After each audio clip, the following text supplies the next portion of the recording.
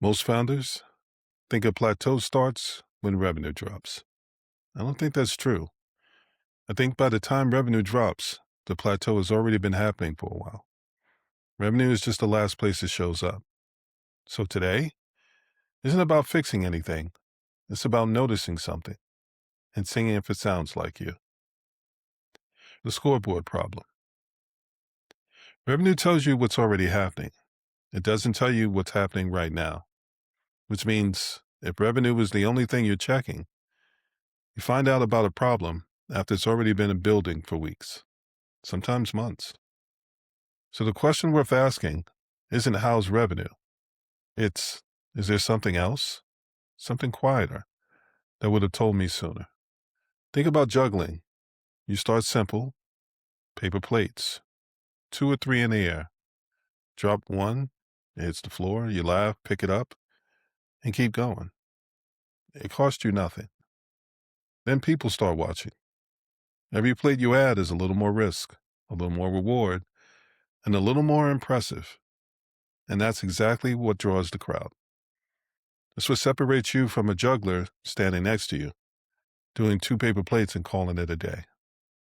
So you add another, you find your rhythm, and the paper becomes dinner plates. A step up, still replaceable, but heavier, worth more attention now. That's the difference between validating and growth. Nothing mysterious about it. More risk, more reward, more of an audience. That was a trade, and it worked. Then you add more plates, more rhythm, systems built to keep up, not just to get by, but to scale. And somewhere in there, without one single moment marking it, the dinner plates become fine china. Fine china is people, the ones whose livelihood and businesses are counting on you not dropping what's in the air. Same hands, same rhythm, completely different stakes. And none of this stays neatly in its lane. A rough stretch at work follows you home. A hard season at home shows up in Monday's decisions. Same hands, juggling all of it. Sustainability doesn't ask which plates are business and which are personal before deciding whether it's required. It's required either way, whether or not you noticed.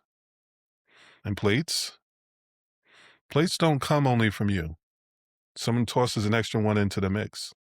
A new client, an opportunity, a hire you didn't plan for, and you adjust in real time without ever really breaking your rhythm that you already had going.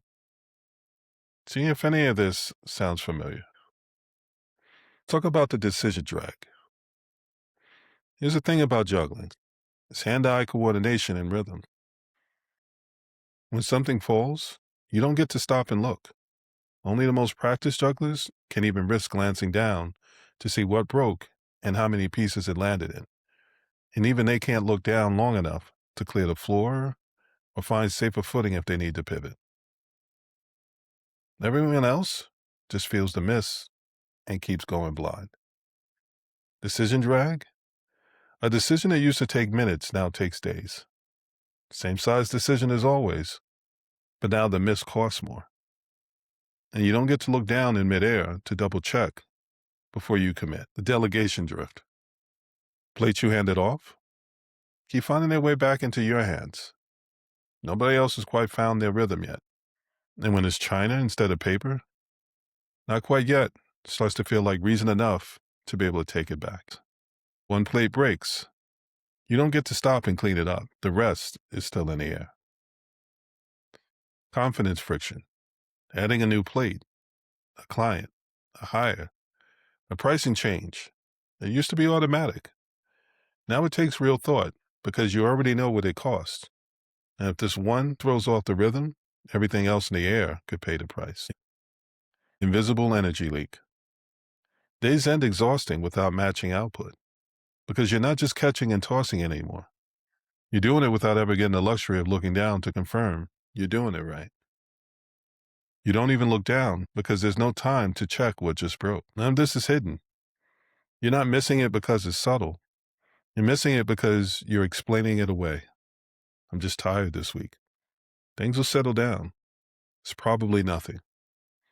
Revenue doesn't let you do that. It's a number and hard to argue with. Behavior is easy to talk yourself out of noticing, which is exactly why it's worth paying attention to.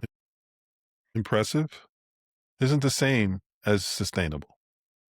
Here's the thing about everything I just described: the plates, the crowd, the china. It's not a metaphor happening to someone else. That's what you've been doing, or what you're building towards if you're just getting started.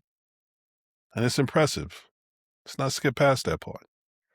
There aren't a lot of people that can hold up juggling and manage everything else that needs to get done. And it's probably more than you give yourself credit for most days. So is this you? Does any of it sound familiar? The drag, the drift, the friction, the exhaustion that doesn't match the output. If it does, let's have a conversation about what you can actually do about it. That's what the workbook walks you through. Not just what you've got in the air and what it could cost if it falls, but how to find a rhythm so it doesn't, and how to recover if it does, already has. Because here's the reality. The longer you grow in scale, this stops being an if and becomes a when. Something will slip eventually, and that's not a flaw in how you're operating. It's just what happens the longer you keep adding plates, which means the real skill isn't never dropping anything. It's making sure your recovery is just as impressive as your juggling. I put the link in the description and the pinned comments. When you're ready to talk about next steps, you can find it there. If you found this helpful, like, share, and subscribe, and I'll see you in the next episode.